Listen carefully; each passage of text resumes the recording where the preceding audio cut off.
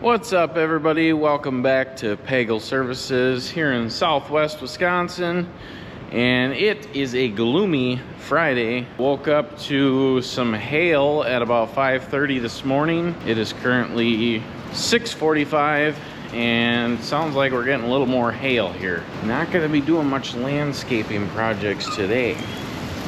It's getting a little spicy out there. So I haven't even went out and looked at the trucks yet to see if we got any hail damage claims, but I've seen a bunch of people on Facebook this morning posting broken windshields and damage to their vehicles in Platteville. I don't know how bad it got here when I was sleeping, but never know. Maybe some of the old shitbox Chevys will get some PDR work.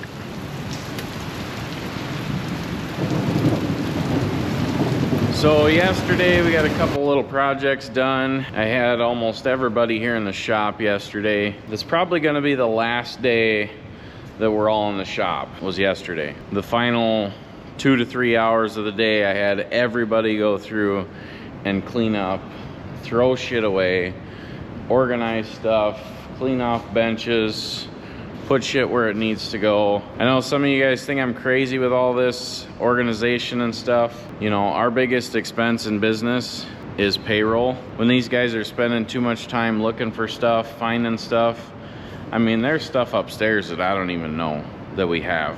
You know, that's a whole nother day project. We need to go through that stuff upstairs and actually like make some kind of system that tells us what's up there. Because I know there's stuff that we've went and bought that's already up there. We just don't know it's there. But like I said, basically gonna be the last day in the shop. They'll all be out working, hopefully the rest of the spring and summer here. I mean, obviously there'll be rain days, but I like to kind of go through the whole shop and do a final sweep, make sure everything's cleaned up, whatnot. And then yesterday, I also had Sean in here. He got these pulleys switched over on this conveyor. So we pretty much got the dirt screener ready to go. And then yesterday, we switched this over to a double pulley. So like I said before, this was a single pulley and it would just slip when you get a lot of material on it. We're hoping that this will do the trick.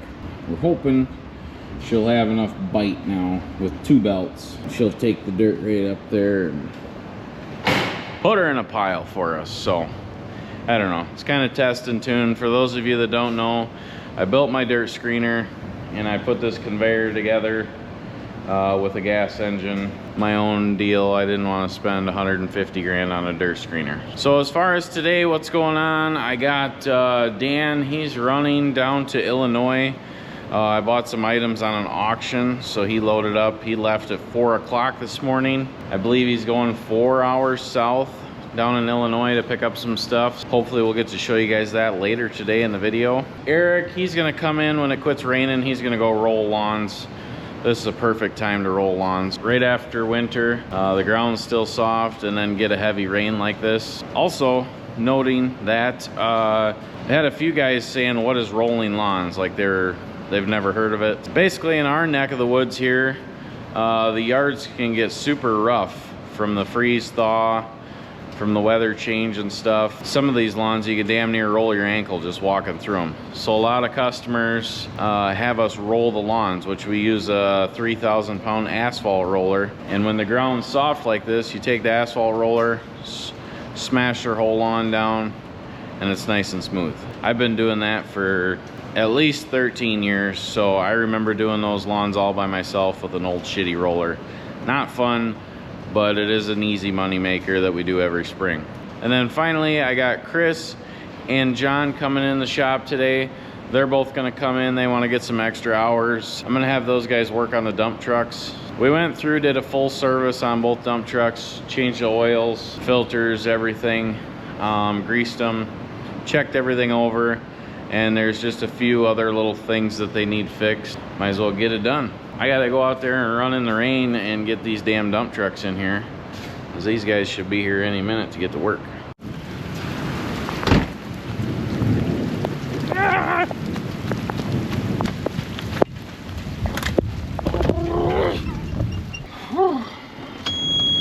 Big Red first. She's ugly. So I think what we'll do here is get this back jacked up. I would use that air jack or the big one. Let's pull all these wheels off. I'm pretty sure the brakes are good on the front and the pusher axles. It's just the drive axles we need to replace the brakes on. So yeah, you'll want to use that jack all the way to the right. Use that 3/4 impact gun with a big 12-volt battery, 33 mil, and the big 3/4 inch Milwaukee. This doesn't get used a lot. Of course, dead. Okay, we have no 12-volt batteries here. What's going on? I would just jack it up on that bar. On this bar? Yeah, and then once you do get it up, you put a couple jack stands under it or something. Yeah. Oh, found one. 12-volt, baby. She's a 12-volt. Oh, we're gonna need the 12-volt horsepower to get these big lug nuts off.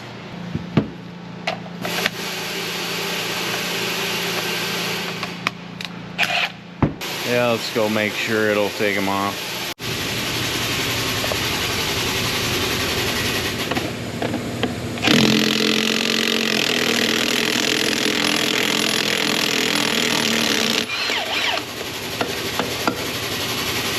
Milwaukee power, baby. So what we're gonna do on that one is probably just the rear brake shoes, probably the S-cam bushings and all that bullshit, but once he gets it apart, we'll be able to take a look at it and see. Brakes on these big trucks are pretty easy. It's pretty standard. It's not something you gotta have a ton of experience to do. It's pretty basic work.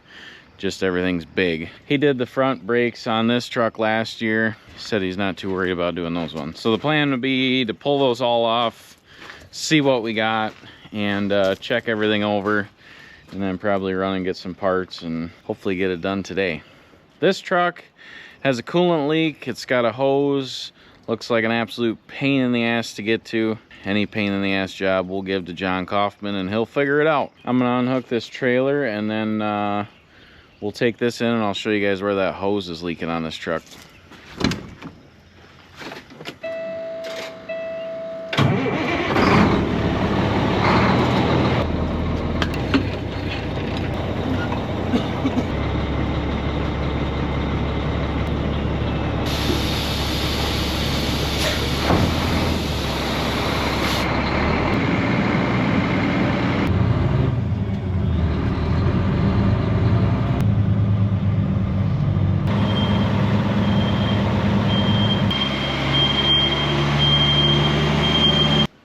Let's see where this thing's leaking at. I don't know, we changed the oil and everything. Sean topped off the coolant. It wasn't leaking before. And I pulled it outside and now it's got a leaky hose, so.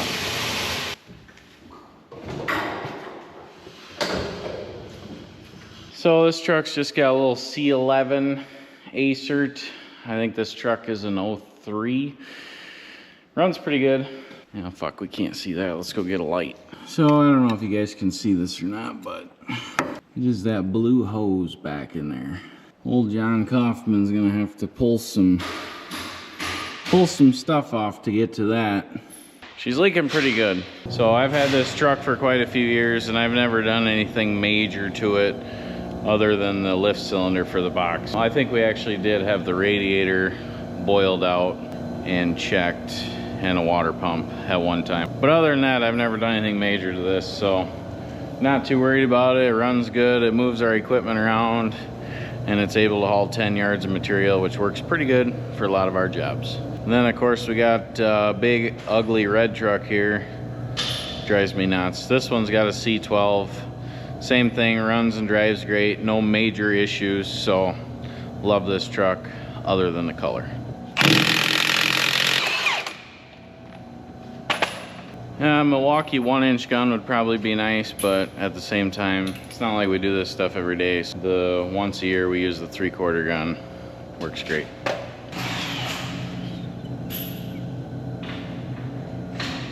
Yeah, so on these bigger dump trucks, the back axle does most of the driving. So those tires are definitely lower in tread depth. So while we're doing this, we're gonna take the back axle tires and move them to the front. these tires are wore down a little more, so just make sure when we go to put this all back together, we put the back on the front on the back.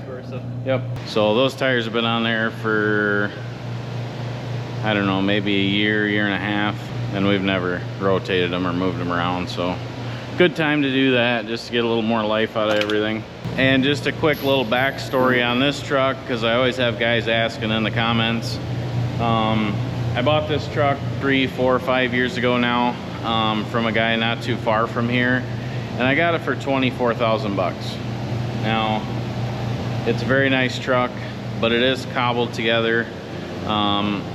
Whoever put this truck together, some company down south that takes old day cab trucks and just puts boxes on them and sends them out the door. When I got it, it was a little bit cobbled. We fixed all that stuff on it. The suspension had a few issues in the back. The tower for the hydraulics and everything inside the cab, we had to put that in. And then I had to put a new lift cylinder on it because somebody put the wrong cylinder on it. But for 24,000 bucks, as you guys well know, if you've ever bought a dump truck, you can't buy much for that. So, and this pulls the tag trailer around really nice, moves all our equipment. Super nice truck, one of the best purchases that I ever made for the business. And the previous owner actually watches our YouTube channel. Shout out to you, Jesse. Looks like John Kaufman just got out of bed. See that blue hose bag in there? That's leaking. Okay. So you'll just have to pull a bunch of this stuff off and just make sure you take your time.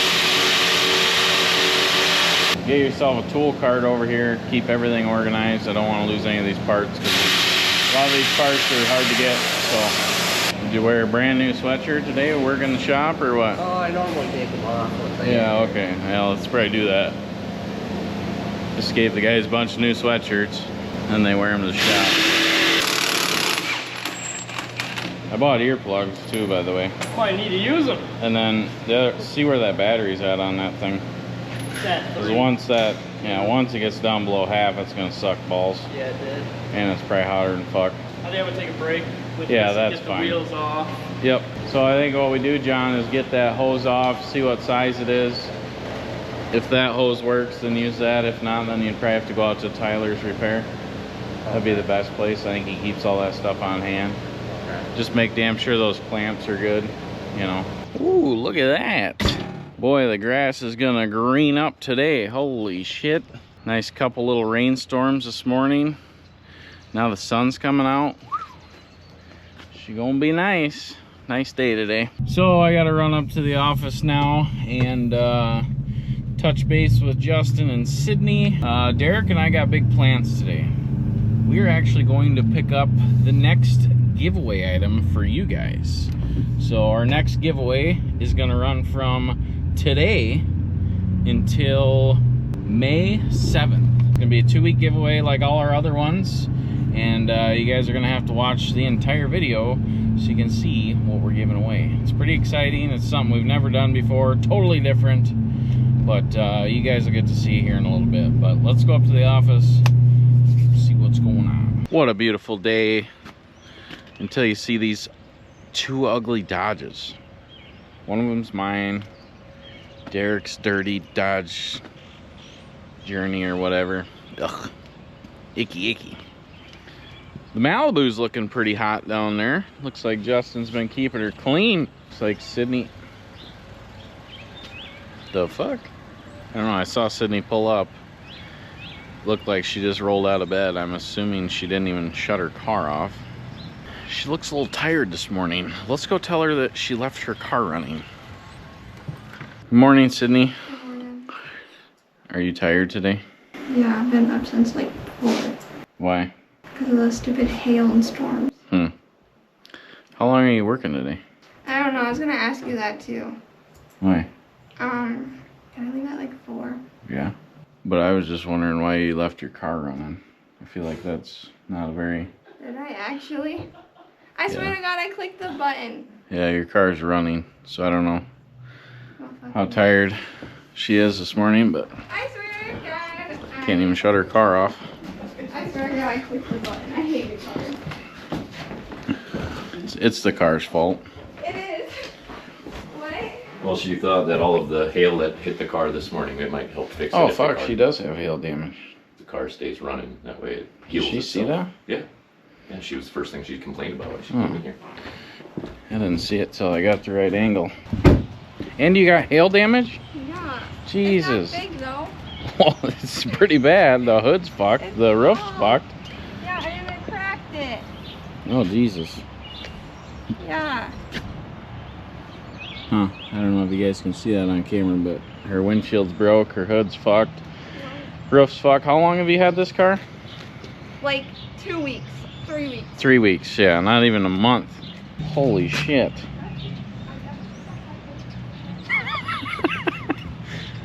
Oh, man. Oh, it even got the fender. Holy fuck. Holy shit. Look at that one. Jesus. Holy fuck. This one's bad. That is not good. That's gonna be a lot of PDR stuff there. So yeah, she lives over by Lancaster, so the hail must have been Lancaster and then Platteville way. So I'm assuming when Hunter gets out of bed, he'll probably send us some pictures because his truck's probably in Lancaster or Platteville and probably has hail damage. Yeah, that's not good. Huh. Well, Sydney's having a good day so far. Brand new car with fucking hail damage all over it. What about you, Derek? Did you get lucky or nugget shit journey get hail damage? She was under the garage. I Damn it. Safe. I keep that baby safe. Totaled her out. Got a new one. She's worth all of $1,300. Yeah, $1,300 cash. Put it in the garage. Are you excited to go pick that up today? Yeah. We're pumped, guys. We're going to pick up the new giveaway here pretty soon. And it starts today. The giveaway. Yeah, Dan's down at the auction place picking up stuff. I'm going to give him a call and see how that's going. We're out in the middle of fucking nowhere. Alright, guys. We made it here and we are in, let's just call it bumfuck. I got no idea. He said Blue River, but we're outside of Blue River in Alka-Seltzer. I don't fucking know.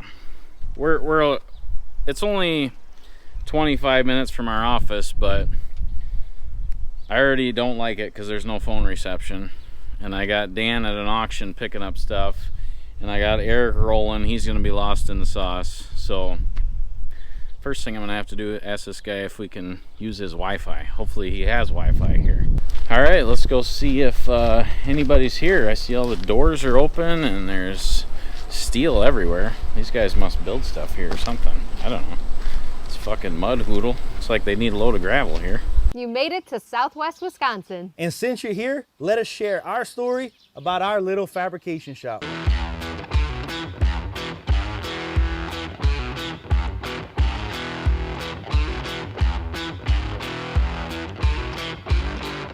How we doing? Good, man. How are you doing? Jason, Yeah. nice to meet you. Nice to meet you, man. Been watching your YouTube. Miranda, nice to meet you. Nice to meet you. I've been watching your guys' stuff on YouTube, and I've been watching yours too, man. It's we're pretty only cool.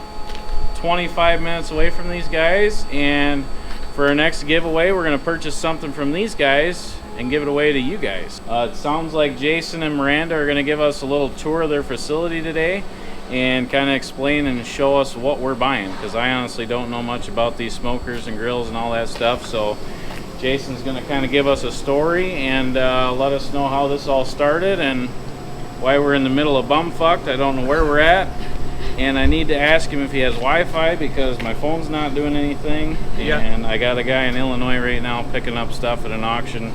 I can give you the I password. need Wi-Fi. I'll show you this shop, and then Sure. we're gonna go to the smoker shop. So how many buildings do you have here? Basically, it's this shop and that shop here. Okay. The whole shop started here. Okay. It was this garage, what you're looking at. Okay. So even our old videos, Okay. all those old videos with the little 4x4 plasma table was Yeah. in here. And we added this in So how long have you guys been here at this location? 2018. 2018. Okay. And did you move here to start this business, or? We moved here. Miranda was born and raised on this farm. Oh, okay. Okay. And I left the all field came up here to. So you found her on Tinder or what? Yeah, there was an app. Was it Tinder? Yeah, something like that. Pretty good guess. No, we actually met in Something like that. Montana. Okay, did you? Yeah, we have a Okay. pretty long story of how we met. We've been together 18 years. Yeah, this year. This year will be 18 years we're together. So she got you up here, Yeah. and this is where the business started. Yep. Yep. Everything right here. Chasse on Smoke, yeah. Okay. With metal fabrication, in Montana, I used to build custom spurs. Okay. And that's kind of what we were doing, metal work there. Sure. Went back to Louisiana, got back to the oil field, saved up some money, got some money, moved up here to the family farm, and I wanted to get back into metal work, and it started right here in this garage. And because of social media, things kind of grew, and I got into smoking meat. I hit that age, I guess, Okay. and it was just one of those products that Not just the fit. motorcycle age. It's, Yeah. it's the I haven't hit the smokers. motorcycle age Yeah. yet, but Yeah, not yet. I am on the smokers. But So we you kind of basically started using a smoker, and then decided you wanted to build one yourself. that's how I started. Okay. I built one for myself. I had a brother-in-law come over, Sure. and we smoked a brisket on it, and he said, "Man, I love this. Yeah. Make me one." I made him one, and then one of his buddies wanted one, Yeah. and it's just kind of grown from there. Well, you guys watch some more of our content, you'll see that I do a lot of stuff like that too. I build stuff for my business, and now we're kind of producing a lot of that stuff and selling it. Not production like you guys are doing, but Well, you're gonna see this shop, and we'll show you what we're doing and how we've outgrown it. I'll show you. We'll go to the smoker shop where we actually build the big smokers, okay. and then we'll go to the new facility where your smokers actually at, where we're moving to. Sure. So Okay. that'll be good. Well, let's do a little shop tour with these guys and check out how they run things around Yeah. here. I'm gonna let Jason. So obviously you guys didn't start with this table this big. No. So these are pretty expensive, I know. They're really. But this is probably, I mean, your main piece of equipment here, isn't it? This is This cutting and- was the main piece of equipment. Now it's the laser, okay. and Oh yeah. we just purchased a 6 kilowatt. So we'll be running 2 lasers and 2 plasma tables. In total, we'll have 5 press brakes. But when you started, I mean, how were you cutting this stuff? With a grinder and a plasma cutter, probably by hand and stuff? Everything was by hand. Yeah, Yeah. Kind of like everyone starts. You take 2. Yeah. Like, how do I achieve a 45-degree angle? Yeah. You butt them up, and I'd weld all the seams. Yeah. Our first smokers that we built were all plates, and they were all hexagon. Sure. Yep. That's how we started, cut off wheels, and we just gradually grown. We started with a little 4x4 table. It's better and better as you go. Yeah, the 4x4 table, purchased this table, our boss table. We ended up getting another boss table, and this room, which is the original room, is still stayed the plasma. This is where I used to do all the fabricating. Sure. I had fab tables in here. Yeah. We'd cut parts, and I would fabricate here, and then we would go to the shipping department and go Yeah. from there. So, Now you just keep growing and growing and Yeah. running out of space is what it looks like. yep, this was an addition. So this is the 2 kilowatt laser. Okay. So it's our laser table, and then we also have our tube laser, and I'll show you the tube that we cut. So now for the people that don't have any idea about this, in a sense, you're putting these programs and images into a computer, and then you're putting the plate steel on here, and this machine cuts it all out for you. Exactly. So show them that piece there just as an example. Yep. That cuts everything out for him. So Yep, big so- time saver, I'm sure, when you're manufacturing, you gotta have Yeah. this kind of stuff. So. Both this table and that table run. Today's Friday. We're closed on Fridays. We just have a few guys that come in and make some extra hours. But yeah, these tables run every day. And as you can see, we have a state-of-the-art material storage and handling facility out there. Yeah, that looks really. We noticed that on the way in. We just keep the steel under the trees, guys. That's how we do it. So. And the whole idea, our steel delivery is every Thursday.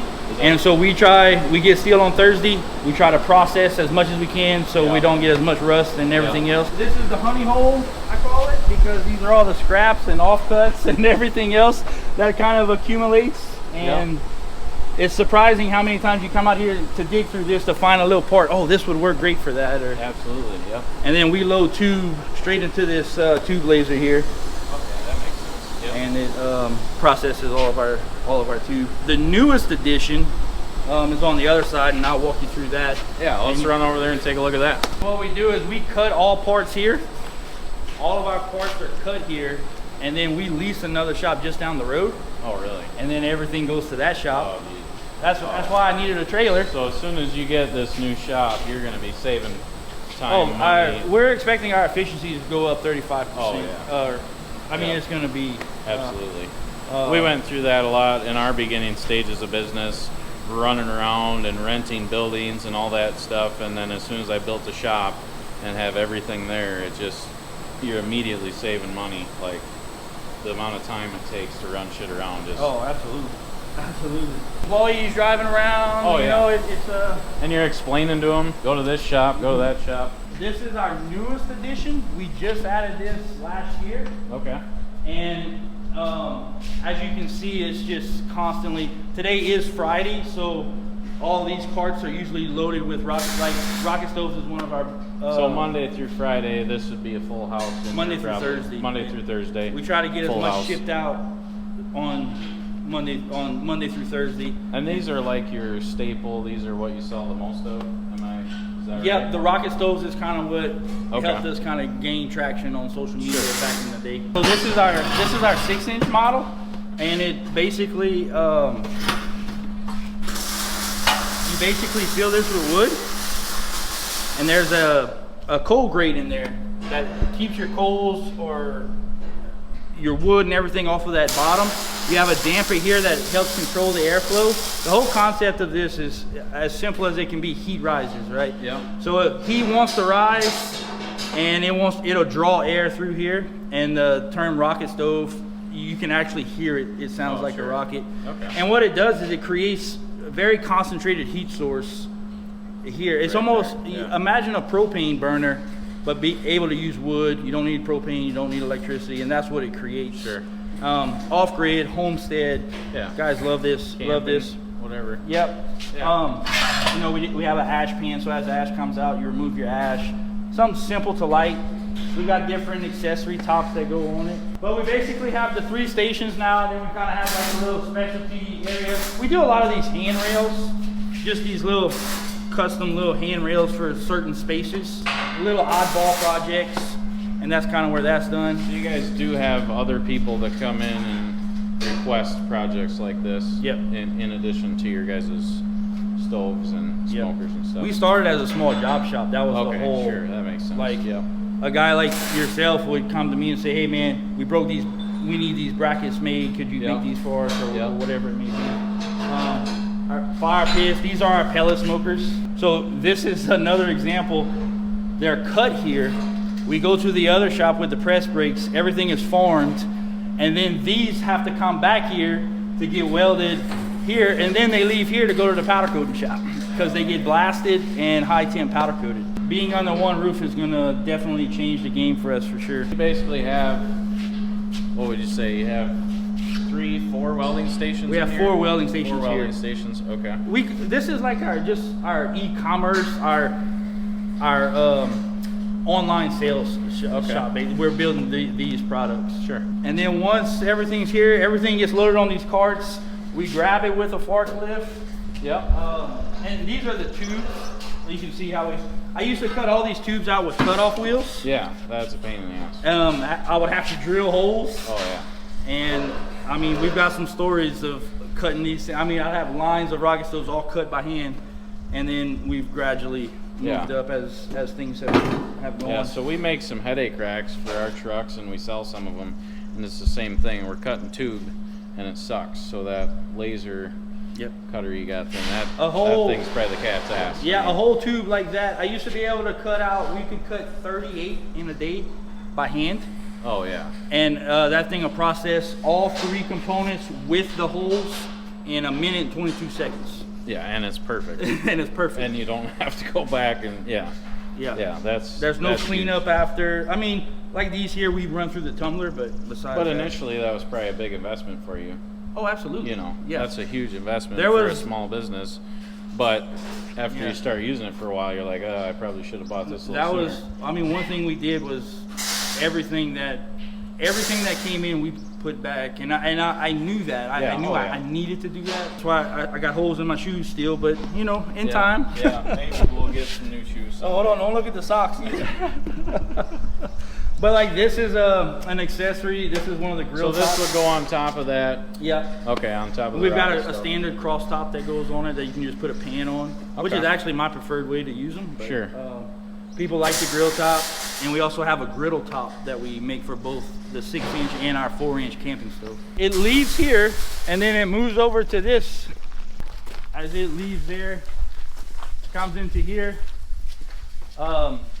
Things get cleaned up here. Like these are some other, like these are our burger smashers. Sure. They come here, they get processed. We have our stainless steel and our carbon steel options. Yep. Like these are our charcoal chimneys, you know, different products that we just make here. Okay. Everything is cleaned up here. Those are our collapsible fire pits that we kind of try to, we're just starting to get at a point in this business where we're kind of getting a little bit ahead. Oh, really? It was always per order. Everything you see now is sold, but Being ahead, there's nothing wrong with that. but we're trying to have stuff in stock. That's our goal. Yep. And Well, those things look pretty handy. I watched your guys' video on those. And, yep. And for the people that don't have a lot of money and just want to buy something small like that, I mean, that's a great option for. I think you guys got that priced very well for what it is. Yeah. It's our collapsible fire pit. It's got these thumb screws on here. You just remove these thumb screws. I'll lay out all the parts for it. So this is your grill top, and then you got your sides and your bottoms. But you know, of course, when someone's watching me, I'm gonna mess it all up, but that's all right. They go together pretty easy. Then you got a bottom plate. Your bottom plate sides in. And the reason we made this bottom plate is I had some original guys that were using these, and they were in situations where it had to be no trace. And what this allowed them to do is all of your ash and stuff would build up, and then they could put a piece of aluminum foil under here, and then I kind of got ahead of myself there. And then the grill top just fits on top. So you can put cast iron in here, you can direct grill. This is $225 shipped to your door. And this is 3/16 steel, it's heavy. It's not something you're gonna hike with, but a lot of guys really like them because they can set them up somewhere where they can't have a fire actually on the ground. They could put aluminum foil under here, and then they can slide the bottom plate out, kind of cleans it off, and all the ash and everything can fall right into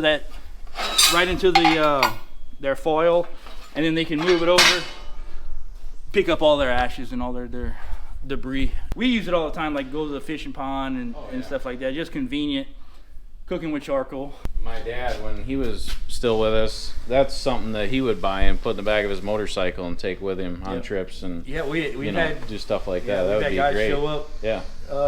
doing exactly that. Our little hexagon fire pits. As you can see, packaging, it's just, we've outgrown the space. Absolutely. Yep. And Well, I can tell you right now, I think you're low on 35%. Just from what I've seen, I think your guys is once you get that set up there and everything lined up, like I can already tell how this could be an absolute nightmare for you. Oh, you guys get that set up chaotic. up there, and then you're in town too. You're close if you need something. Yep. I'll bet their production's gonna go up more than 35%. We're hoping. Efficiency, We're working with SolidWorks right now with just analysis. Oh, sure. Just shop layouts and flow and how things could work even better. Yeah. So when welders come to apply for a job here, the first test that a welder does here is you got to put together our DIY kits. We sell a lot of the DIY kits. Okay. And explain what that is. So the DIY kit. Tube laser cut parts, preformed, all the doors, every part is already preformed. You basically get the kit and you weld it together And yourself. that's your rocket stove that we looked at back there. Yep. The 6-inch, and this is our 4-inch camping stove. And so that's probably easier, less to ship, I would assume. The weight's still the same, so it's not that it's and really they save a little bit of money, and they save their money on the actual labor aspect of it from and they them get welding to it themselves. weld it and feel good about making something. Yeah, So, man, it's I mean, high school kids do it, father and sons do it in the shop, you know, in the garage. We get a lot of feedback from just being able to weld these things. So you were saying These are rejects because welders when someone comes, and I mean, you can look at those welds, that will not fly. Sure. So these are rejects, and they end up here, and we kind of give these away to people sometimes when they come here. So just for people that don't know, you know, you and I know, but explain to them, you know, what's wrong with that, what you don't like about that. It's just inconsistent, and it doesn't have a clean profile that we're looking for. And I mean, if you're gonna get technical, if you look on the inside with a light, I mean, they're in it, so technically, the weld is gonna hold, but we just don't like. I just don't like the lock. The look of it, and a lot of guys, you know, like tie-ins on here, you know.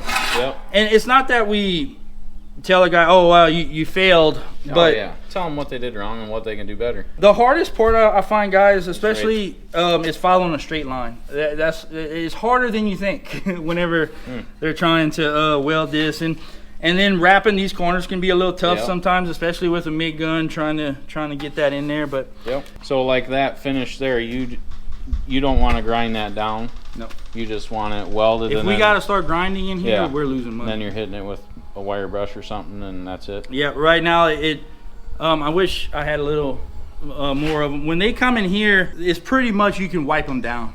Okay, that's good. That's the goal. So it sounds like his expectations and standards are much like mine, way up here. So yeah, and I'll show you another. That's how I've spent so much money on getting guys to try different paints, especially like high temp manifold. We've done Cerakote, we've done high temp powder, and they all fail in this area here. Yeah, it just gets too hot. I hate showing you this rocket stove because you can see like just like this right here.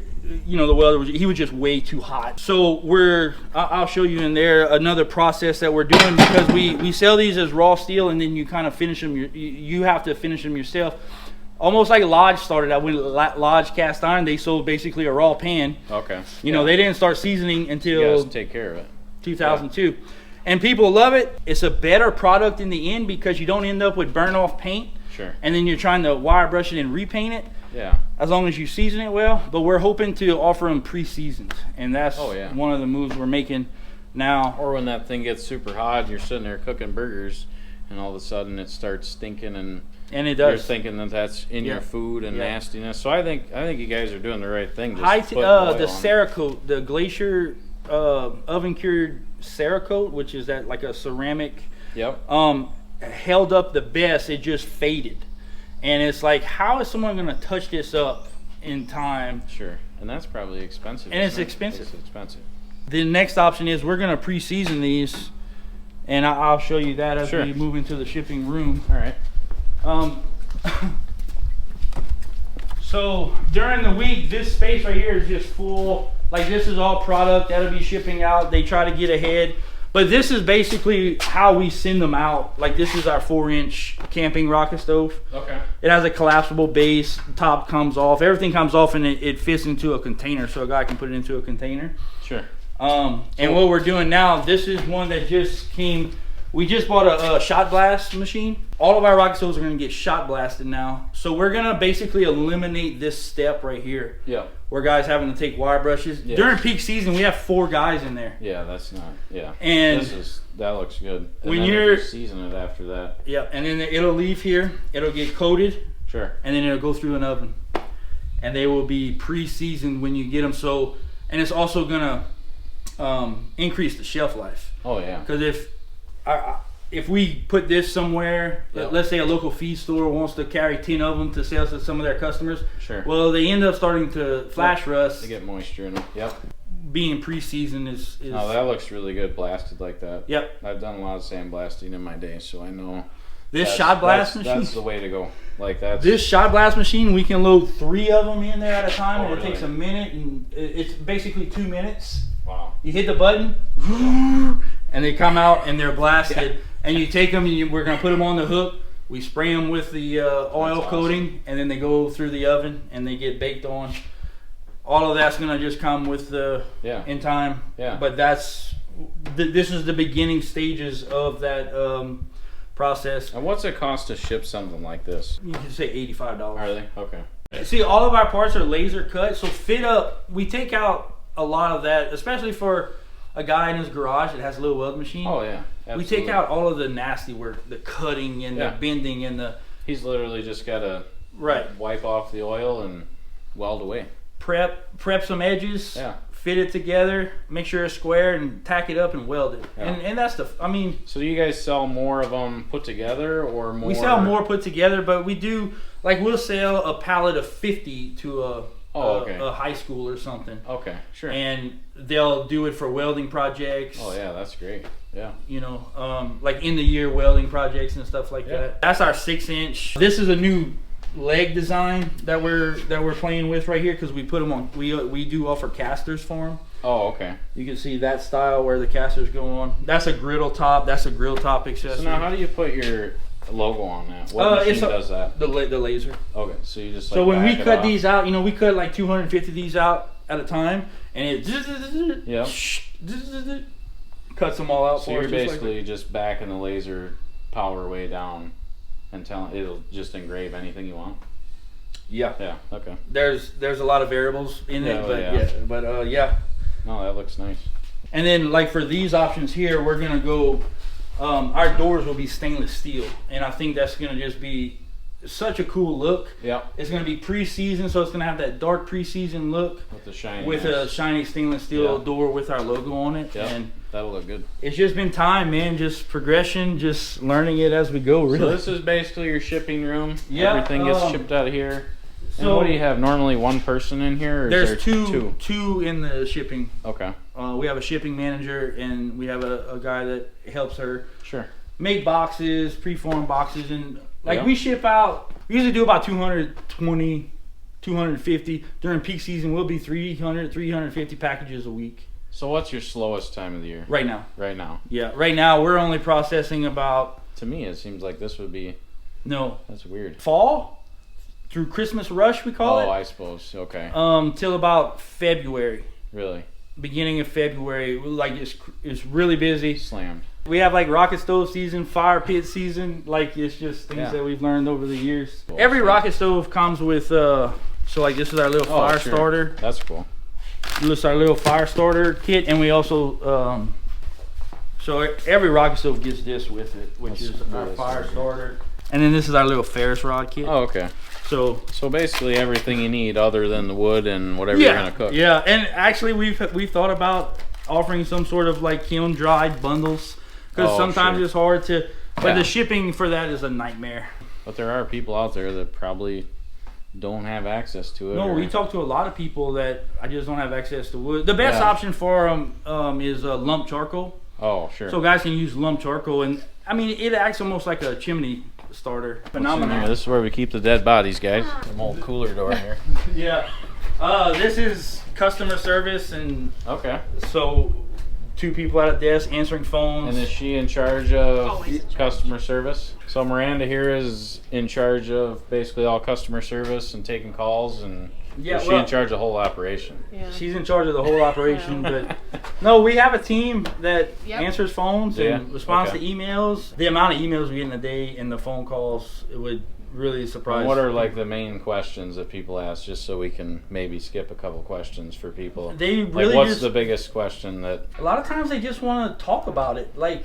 Man, this is gonna be so cool! I can't wait to like. Oh, really? Sometimes I think it's just a confidence thing, or maybe a trust thing. They just want to talk about it. You know, if you really think about it, it's not. This isn't really a necessity. Right. And I'm not trying to downsell my product here. This is a very unique product that you have to really enjoy cooking with fire, managing a fire, being outside. Yep. That's where this product really. So guys want to talk about it. They're like, well. Could I do this with it? How much water could I boil on the 4-inch compared to the 6-inch? And it's like, man, I've boiled crabs on the 6-inch. From here, this is the family business, so all the kids are around walking around. So you gotta. This is our SolidWorks station, so this is where we just always drawing and coming up with different ideas and prototyping and trying things out. Like this is like we want to try to get a pellet insert. So we're trying to, this is like the prototype area. SolidWorks is the main program we use. And then this is my office and also the our podcast. And how long have you guys been doing the podcast? 6 weeks. We've got 6 episodes that we just started. So you're doing one episode a week? One episode a week. And is it you having guests on there, or it's just... We are starting to guess. Our first 5, the plan was the first 5 was basically telling the story. Sure. Kind of where we started, where we're at. And then now we want to have guests because a lot of people that follow us really enjoy the small business side of it. And like, how did you do it? How did you deal with this? How did you deal with that? And kind of just share the story and just say, man, if you only knew. Yeah, absolutely. The chaos. Yeah.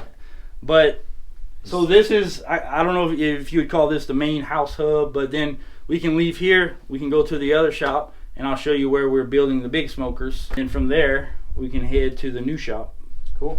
Made in the USA, guys. So let's And, go check out his next building. Yeah, let's go. In my head, I'm always business organizing, making things smoother and faster. I can see how this could drive him absolutely crazy. I'm so excited for these guys to get into a new big shop. Like, this is a nightmare. So let's go check out their next shop. All right, guys, we are just headed to their other shop, which is down the road here, I guess. Not really sure where we're going. Like I said, we're in bumfuck here. I don't know, but excited to see his other shop here. And then after that, we're gonna go to their new facility where they're gonna put everything, all of this stuff, into one building, which will be pretty cool to see. Just showing up here to their other building, which it sounds like they just use for storage or I don't know. There's too much going on, too many buildings. Let's go see what we got in here. Mud hoodle here too. This would drive me nuts. Bring me 4 loads of gravel. So I rent this shop from a buddy. Okay. And this is where we build the big smokers. This is specifically the big smokers here. Yeah, we couldn't do it at that shop anymore. We didn't have the space for it. We basically have 3 stations here. We can walk to the press brakes, but the parts come from the other shop. Pallets are dropped off at that door. You hit the press brakes, everything is formed. Yep. As things are formed, they move this direction. Like, we make all of our own bearings and everything in-house here. We got 4 welding machines here. As you can tell, I'm a Miller guy. Miller guy, all right. Everything gets welded up, and as they go, they just go on down the line. So how many guys are usually up here? There's during 4 the week? guys here. Okay. I'm leasing the shop from him, but he also has some of his stuff in here too, and it can get tight at times, you know. Yeah. Like right now, it's cleaned out because we just shipped out a bunch, but when we have a whole bunch of them in here, this space is tight. Super tight. Especially with trying to operate the forklifts or the lifts, because this stuff is heavy. And so you guys are basically building everything that's on this other than the wheels and tires, probably. Yep. Right? Everything. Yep. Okay. Everything on here is built in-house. When are you guys going to start building your own wheels and tires? I've got a CNC lathe coming to the shop, and we're going to be doing all of our own shafts and hubs assemblies. And, sure. I don't think I'll ever make the tires. Yeah, probably not. Ellis, another Wisconsin company, and it's just one of those. Yeah, you can't this beat is those. one of those saws that are just That'll last forever. Metal Pro. We also have a laser welding machine. We don't use it very often because a lot of the material here is just thicker material, and it just doesn't work. But it does work really well, like on our fenders.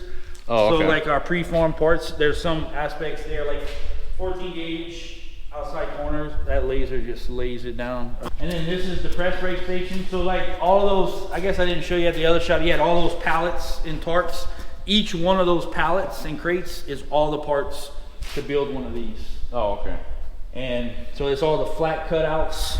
It comes here, and then we have our 70-ton, 6-foot beat and bender. So now, for people that don't understand, this is, I'm just gonna guess, this is probably an exciting thing for you, this machine right here. This is probably like a huge purchase for him.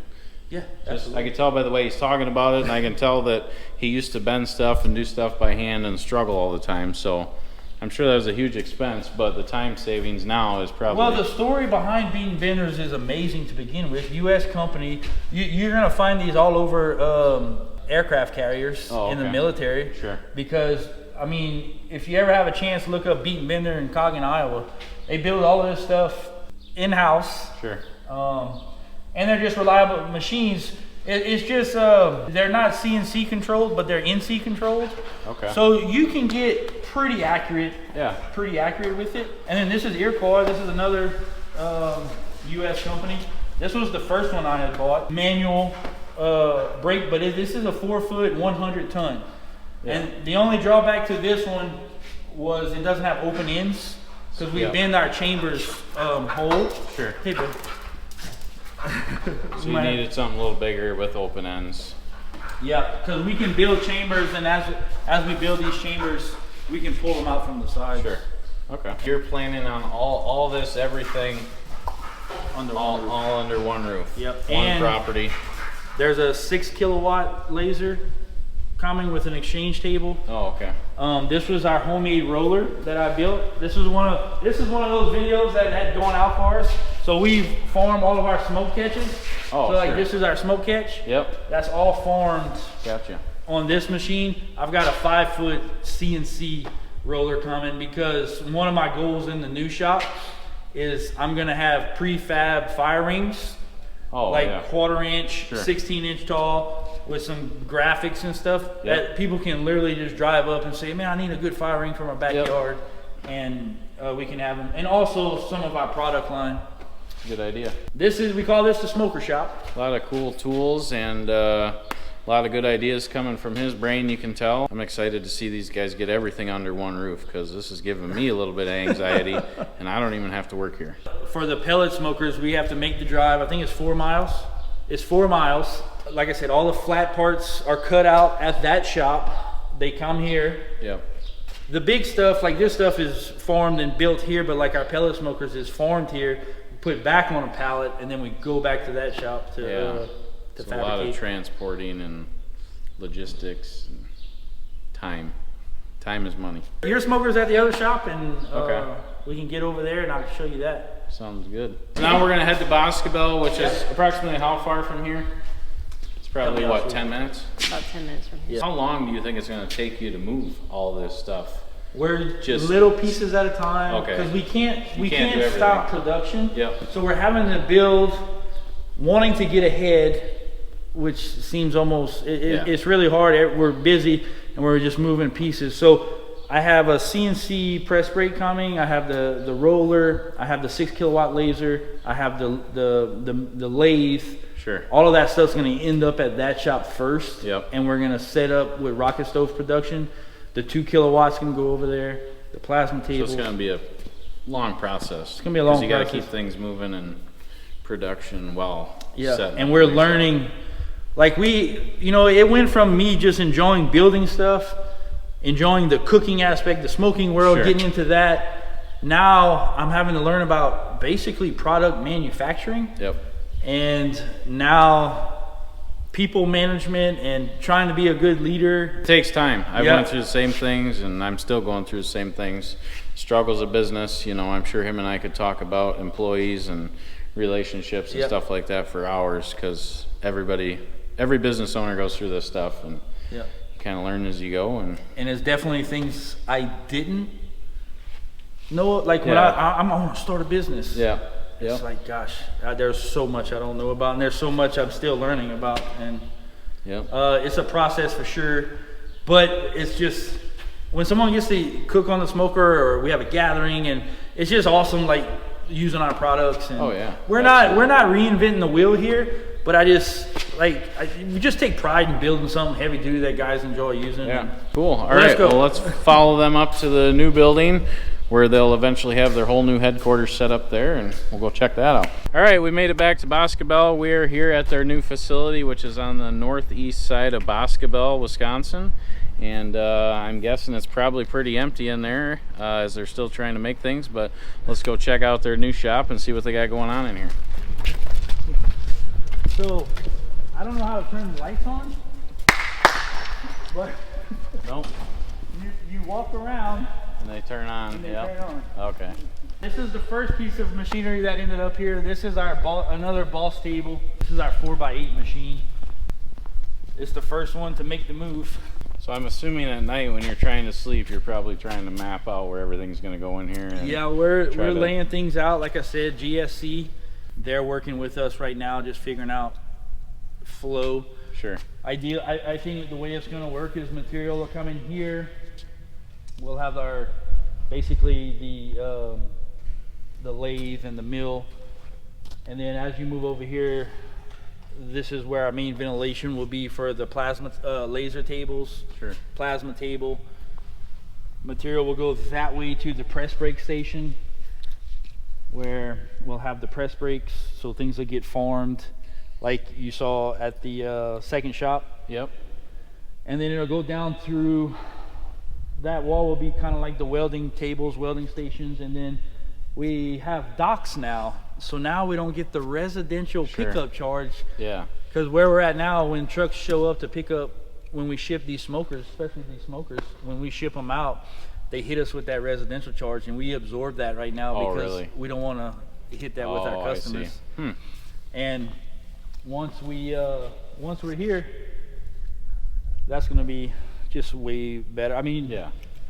you saw the shipping room. Oh yeah. It's gonna, Yeah. all those boxes, all of that stuff will be inside. All of our material will be inside. Everything. Here. Pallet racking and tables and everything organized. No longer and- single phase power. Now we're gonna have 480 volt, three phase. Oh, that'll be nice. Yep. So we're gonna.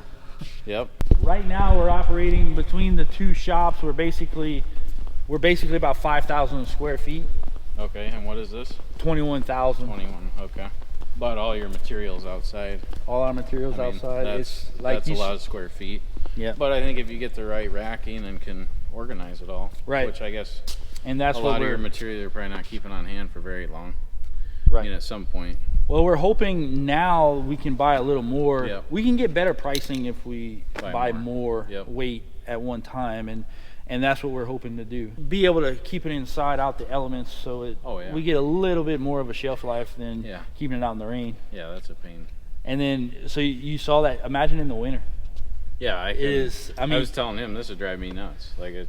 We're brushing sheets off to get our cups on them to lift sheets, load tables, and Yeah, well, that's what it takes to run a business, guys. You struggle for a lot of years until you get to actually do something like this, and it's not going to be easy for him. He's still got a ton of work ahead of him to get this all in production. But you know, it's much like my business when I was working out of a garage and then finally built a shop. Just dramatically changes everything. We've got so many factors to consider too. Just like safety for the team. You know, Absolutely. I thought about that honestly when I got there. Was we're in the middle of nowhere, and if somebody gets hurt, that was one thing that came to my mind. Was like, we're in the middle of nowhere, like 20 minutes away or whatever. But yeah, they're right in town here, so you got all the stores, you got the gas station food, and you got everything ready to go.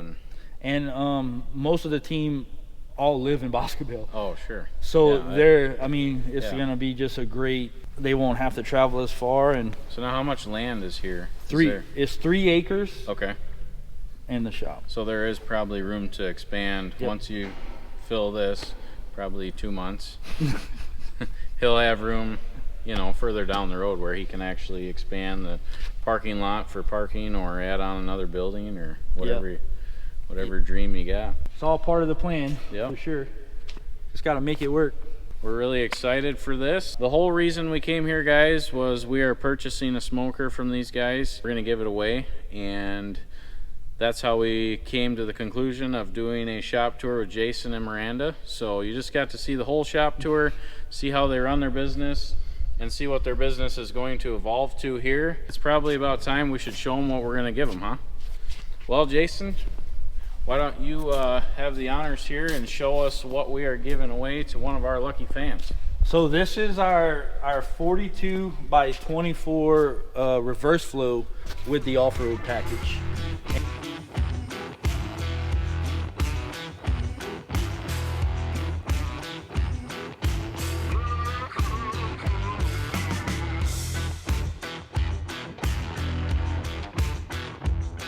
And it's a standard stick burner with the reverse flow. So a lot of guys think of a standard offset where your stack and your catch is usually on this side, opposite of your firebox. While this one has plates in here, which your heat and everything travels across the bottom of this smoker, comes up the side, comes straight up, does its thing, goes to your catch, and then out the exhaust to the other side. So reverse flow, you know, that's one of the things that's really fun about the smoker world is reverse flow. No, I'm a stick guy, I'm a standard offset guy, and they all make excellent. The end product is great. The thing about these reverse flows is they're just a little easier to manage. Are they? Okay. Especially with temps. We don't paint. One thing is I like the look. This is a boiled linseed oil finish. Sure. Yeah, it looks good. And this is her. Double racked. So this looks nice. So I think when I looked on your website, it's still the old pictures of like grates. Yep. So these. Yeah, we I changed. like that. That we looks changed really nice. these there. A little easier to clean and pre-season. Oh yeah. You know, when a guy gets this, the first thing you want to do is light a fire and spray the inside out really good with some sort of oil or something, just to start getting getting it seasoned really well. But the racks, you know, a guy can pull out the top rack if he wants and just use the bottom rack. Yeah, I like the racks. Those look nice. So this is insulated around. This top plate is non-insulated, so guys can put wood up here to kind of try and dry it out. Dry it out, get it up to a little temp. Yep. Guys can even put pans up here for sauces and stuff like that. Sure. We have a 3/8 door with all of the bracing. And then this rack right here, so this is our charcoal rack. So this can pull out, just like so. So the best way I find to use this thing is I'll have my charcoal chimney and I'll fill that thing up and get it nice and hot, and I'll dump my coals right here. So all of those coals will go down here, then I can put my wood on top and that will light my wood. And on average, depending on how dry your wood is, you're looking at every 35-45 minutes depending on the wood to maintain your temps, and it works really well. We really like it. So what kind of customers are buying these? So I'll be honest with you, I don't smoke things. I'm not a big fire cooking guy, but we know that there's a huge community for this. So who's somebody that's going to buy this? Who's your customer base? We have a guy that has a little small catering company, and he'll go out and he'll do like so many pork butts or whatnot. We have guys that bought one for competitions because they wanted a reverse flow option and just something easy to move around when you go somewhere. Yeah. So that you can push it around in a field where you're gonna set up. Backyard guys like them because they could do big family cooks with it. Yeah. It's a variety. It's the individual that enjoys wood fire cooking and top of the line. There's wood fire cooking. I would say, like, if you're a wood fire cooking guy, this is probably the Cadillac of what you're gonna want. You're fully welded, thicker plate steel. Yeah. Yep. I mean, that's definitely. There's actually math involved in all of these openings. The length of this chamber. Sure. The opening from the firebox to the chamber. That's all calculated and tested, and we've gone through some trial and errors, and that is kind of the fun part about it too, because everybody's so opinionated about this. Oh yeah. And I'm sure it's all good fun. Yeah. Eating good food. Yeah. And of course my ribs are better than yours. Yeah. You know, type of stuff. And so you're telling us you have people on YouTube that tell you what you're doing wrong and tell us every day. Tell you talk every shit. Day. You know. Every day. Yeah, we have those too.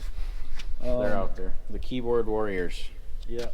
So you even got a paper towel holder on there. I like that. You put your paper towel here. You put your spritzer bottle here.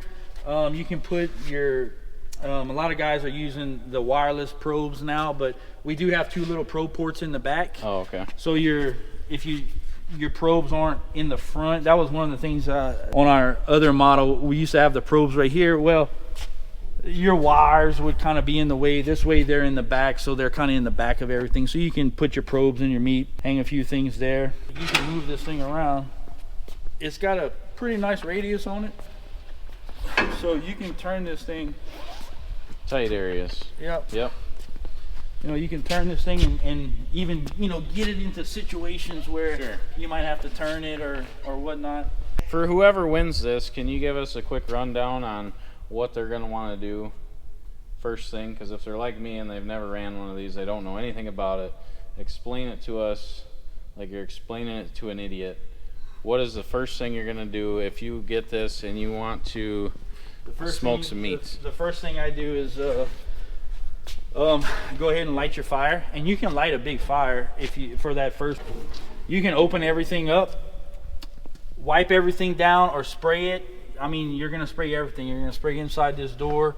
And what are we spraying it with? Remember, you gotta talk like we're idiots. Vegetable oil is Yep. fine. Just Okay. any type of a cooking oil. Sure. Everyone has their own opinions on what oil they like to season with. Okay. Any of that food grade oil is going to Yep. be fine. A high smoke point is a better option for that first seasoning, and you're just going to let even your plate in there. You want to season all of that stuff up really well. There is a ball valve on here, so you're going to get grease and stuff, and it's sure. easy to clean it out, scrape things out, let things go out of that ball valve. Okay. On the bottom, you're just going to run her. You're just going to close this door. You're going to have your exhaust wide open. Okay.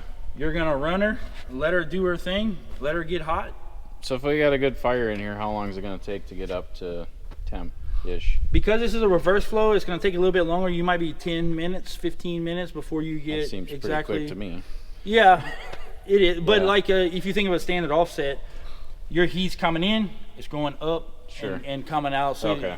A standard offset to get to temp a little quicker than a reverse flow, but this will maintain a way more even temp across once you get to temp. Okay.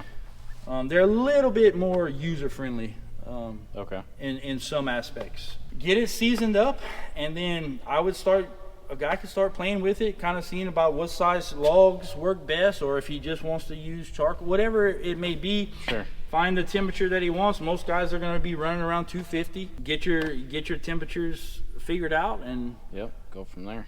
yep, Easy enough. and that's her. So As far as the finish, a guy can continue to. yeah. So that's another thing is keeping up with this. I feel like you can't just leave this out in the rain.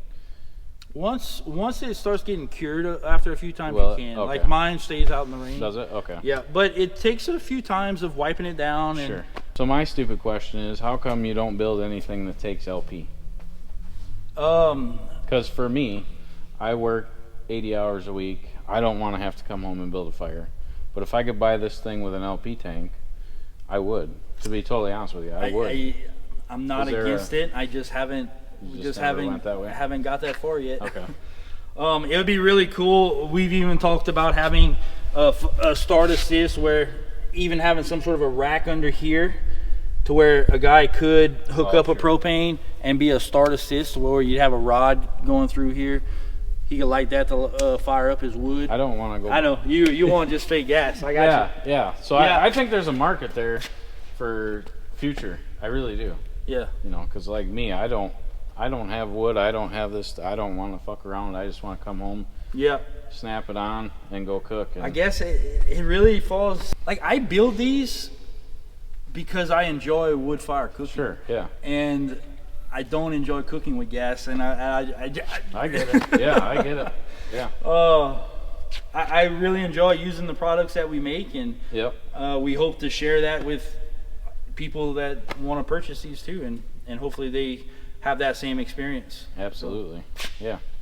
Well, it sounds like there's a lot of people out there that enjoy his products, and these guys are doing great. They've got a great business going here, and we're super excited to give this away to one of you guys. That's awesome, man. I think it's great that you're doing that, and we're excited too. Whoever wins it and whoever gets it, I mean, they're definitely going to have our phone number, because Yeah. we will Yeah, don't call me. I don't. 1000% stand behind our products. So Yeah. Well, made in the USA, guys. Yeah. They take pride in their work. They're just made out here in a small little town here in southwest Wisconsin. So make sure to support our YouTube channel, of course, but make sure to support these guys' YouTube channel as well. Chasson Smoke. So make sure to go on over to their YouTube page, guys, and check out Chasson Smoke. Yep. And give them a like, give them a subscribe, and check out some of their stuff. They make some killer shorts, and their YouTube's got a lot of following on it. All right, well, thanks a lot, Jason. Thank you, man. I appreciate it, and we're super excited to give this away. We will make sure and let you guys know who wins it, and who will be calling you guys for maybe a little directions or tips and tricks on that. So, Yeah, we look forward to it. all right, thank you very much. No, thank you, man. You got somebody following you around all the time with the camera. annoying you. I mean, we did. I tell him there's days where I'm pissed. I'm like, get the fuck away from me. Yeah. I cannot. This ain't happening right now. But back to the haters. You know, we used to have a lot of haters. Honestly, I would say we were at probably 20% haters, and now it's like we're down to 5, like maybe 2%. I don't know what happened. There's like some big shift that we don't really have. We just had a comment yesterday. It said, "Hey, I've been hate watching you for 2 weeks, and now I kind of like you. Yeah. You guys do It's good so work." Weird. Yeah, It's so weird. I've noticed we go through like these phases. So Sure. we'll get this where it seems like everybody's enjoying the content. It's like, man, you guys are funny. They get the humor. Yeah. You know, Yeah. and then we might have a video that goes out to a whole different crowd of people. You're an idiot. You're this. You're that. Or especially sexist comments with like Miranda. Yeah. And I've had phone calls of, and like I said, I've had phone calls, guys cussing me out. You don't know anything about me. I've been welding for 35 years. Yeah. I don't see how you've made a business out of this. Well, thanks. You don't have to buy one. I got to get back to work. It's just like, whatever, dude. Yeah. But it does make me, because there's a lot of times now when we go places, people recognize us. Yeah. So in the back of my mind, it has affected me publicly. Like, I don't like going out in public anymore, because what if there's somebody out there that doesn't like me, is gonna just walk up to me and punch me in my face or something? Yeah, you know, I don't. our social media, our followers enjoying our content made our business. Yeah. And when I'm talking to other people that are trying to start a business and things like that, marketing that's one thing I've learned, is you have to get in front of people. Yeah. But also you have to learn how to deal with all that hatred that you get. And I don't know if it's jealousy. I get a lot of the you had money before you started. Oh yeah. And I had no money, bro. Yeah. Like, you don't broke. Yeah. We were broke, and social media allowed us to do what we're doing. And So I've built my business to where I basically just go around and babysit all day. I don't get to work and run equipment and build shit. That's what I love doing. And I've grown it to the point now where I literally just have to walk around and make sure all these guys are doing exactly what I need and when I'm doing it. So the big thing I get is I've never worked a day in my life. I don't fucking do nothing. And, you know, if you ask any one of my employees, they're like, this guy's fucking crazy. Like, he's working nonstop around the clock. So I hate those kind of comments, you know, but at the same time, they don't know us. They don't know what we've been through and how we got to where we are, you know. You guys didn't win a lottery ticket and buy this place. No, so, you know, not at all. Yeah. As you can see, the building's empty. The budget's tight right now. We forgot everything else. We got the building part. That was okay. Now what? Well, it sounds like you got a lot more ideas and a lot more things that are going to happen, and that's the way my mind works too. We're always trying to do one more thing and go one step further, and ours is a little different. Our business we built first, and then we built a YouTube. And like I told you on the phone, our YouTube is not for our customers. We don't really like a lot of them going there because we're more entertainment and screwing around, but at the same time, you know, some of our customers go there and absolutely love it. So I really enjoy manufacturing. I really enjoy these tools. I love the idea of building things and the whole concept of U.S. manufacturing. I'm not going to change the world, but the thought of, man, we're a little U.S., you know, this is U.S. manufacturing. You know, this is a little bitty part of it, and we're in it. I wish people understood that, but I can't always relay that message sometimes. We just have to learn to deal with it, is what I've come to conclude. We got to learn to deal with the haters, and then we got to learn to deal with employees and different personalities, and, you know. Yeah. Because it's not everyone's going to have common sense, and that's taken me a lot of years to figure out, and there's still days where it pisses me off.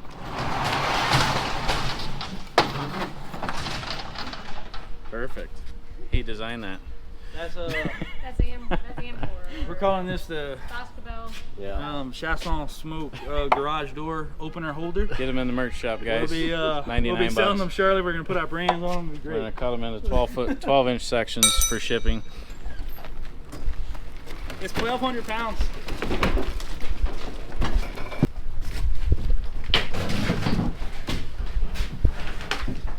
Room behind it.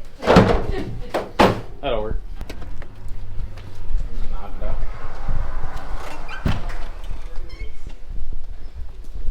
So we came down here to pick up this big smoker. We brought John and Eric's trailer, and of course we didn't bring any ratchet straps. So we need to find some ratchet straps. 4 shitty ratchet straps. Camel, so we can't find them when they're in the grass. How many ratchet straps have you bought in your lifetime? Probably a lot. Over 1,000. Yeah. So now we can go back and actually secure the smoker down in the trailer. All right, I just got back to the shop here. Looks like John got this all fixed up. I just rinsed this off. So that's part of the reason I don't want to fire John, is he can do jobs like this. You know, it's confusing to me that he can handle a job like this, but he can't remember to lift the mower deck up when he puts it in a trailer. So, you know, a little stressful. And it looks like Chris got the brake job done. He was done a couple hours ago, but he got all the new pads on. He said all the S-cam bushings and all that stuff looked good. He didn't change that airbag because he's never done one before, but they're not bad to change. He just didn't know how to do it. So far I'm gonna give Chris an A+, and I'm gonna give John an A+ for today for fixing this stuff, and that's as long as everything works and stays together. It's part of it.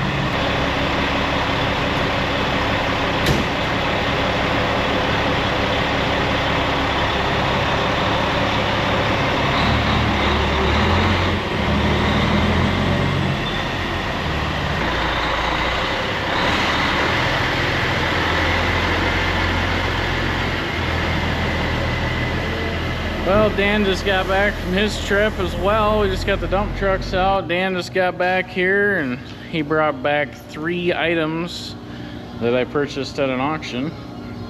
All 3 Chinese junk. But we're gonna save that for the next video, guys. You're gonna have to wait and see.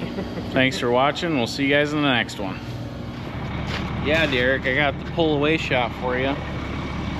Got the pull away shot. But other than that, I've never done anything.